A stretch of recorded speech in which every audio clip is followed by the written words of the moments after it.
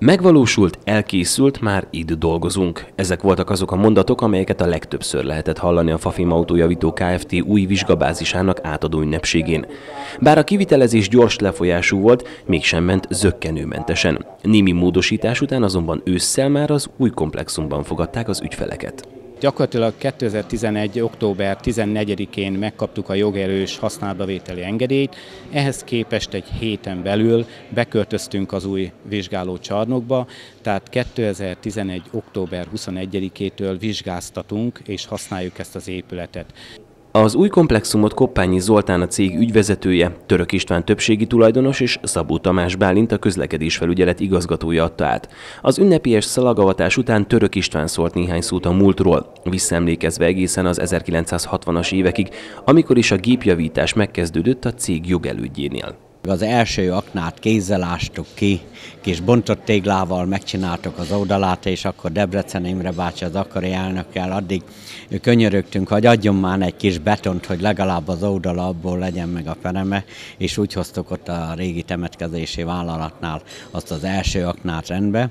Az átadó ünnepségen tapasztalható örömhöz természetesen szükség volt a kivitelező cég munkájára is.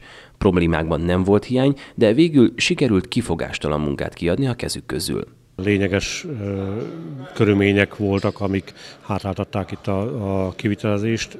Ebbe fel lehetne sorolni itt a nem várt objektív akadályoktól, tehát itt a helyszínen tapasztalt talajviszonyoktól, talajvízviszonyoktól kezdve a tervekben való változtatásokon keresztül egészen a gazdasági helyzet okozta finanszírozási nehézségeken keresztül a szinte nap mint nap bekövetkező változó körülményekig. Ezzel együtt én azt mondom, hogy a megrendelő és a tulajdonosok részéről, úgy a tervezők részéről is a maximális együttműködési készséget tapasztaltuk végig. Még minden új, szép és tiszta a vizsgaállomáson, azonban Koppányi Zoltán ügyvezető szerint ez nem csupán vizuális élményt nyújt, hanem egyfajta lelki és fizikai pluszt is az itt dolgozóknak ebben a mai nehéz gazdasági helyzetben. Aki már épített magának házat, az tudja és érzi azt az érzést, amit most mi mindahányan, akik itt vagyunk a munkatársaimmal együtt, érezzük. Ez egy olyan felemelő érzés, és ad egy olyan pluszt mindannyiunknak, ami ezen a mostani gazdasági helyzeten, ami van, át tudja lendíteni a Kft-t, és tevékenységünket nagyban segíteni. Az új komplexumra azért is volt szükség, mert egyrészt olcsóbb az üzemeltetési költsége, másrészt pedig olyan járművek is beférnek ide, amelyeket a régi csarnokban nem tudtak vizsgáztatni. A vizsgáztatás során a járműnek teljes terjedelmében bent kell lennie az üzemcsarnokban. Ezért ez az üzem, ahogyan látszik is, egy 42 méter hosszú csarnok, és ide a magyarországi járműállomány leghosszabb járműve is befér. Ez tehát mindenképpen előny a környékbelieknek, azonban furcsa gondolatok is keringtek a jelenlévők között, hiszen egy új vizsgálómást adtak át. A szomszédban azonban épül egy másik, sőt Hajdunánáson van egy harmadik vizsgálóállomás is, amely üzemel. Ez kissé furcsa lehet, azonban ahogyan szokták mondani, a piac nyitott, és egy térségben akárhány fodrász, kozmetikus vagy éppen élelmiszerbolt is lehet. Így van ez a vizsgálómásokkal is.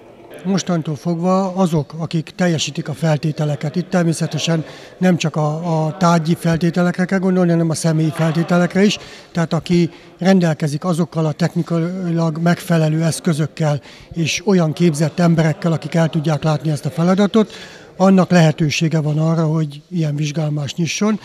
Sokan azonban attól tartanak, hogy a több vizsgálómás megléte nem megy a munka rovására. Szabó Tamás Bálint ezzel kapcsolatban mindenkit megnyugtatott, mondván folyamatosak az ellenőrzések a visszaélések kiszűrése miatt. Ezekre az ellenőrzésekre tehát folyamatosan készülhetnek a vizsgáztató cégek a következő esztendőben is.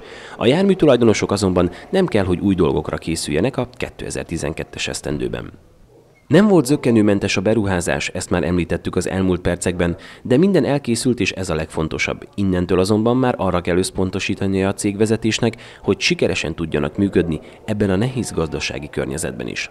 Mi nem véletlenül építettük meg ezt a csarnokot. Mi nekünk határozott szándékunk volt a legnagyobb tulajdonosunkkal, a Török István úrral, hogy lehetőséget biztosítsunk, hogy erre az átmeneti időszakra egy fejlődéssel reagáljunk, tehát egy olyan új csarnokot építsünk fel, ami a későbbiek során is komoly lehetőséget biztosít. A szalag ünnepélyes átvágása után a kötetlen beszélgetésé és némi harapnivaló elfogyasztásáé volt a főszerep.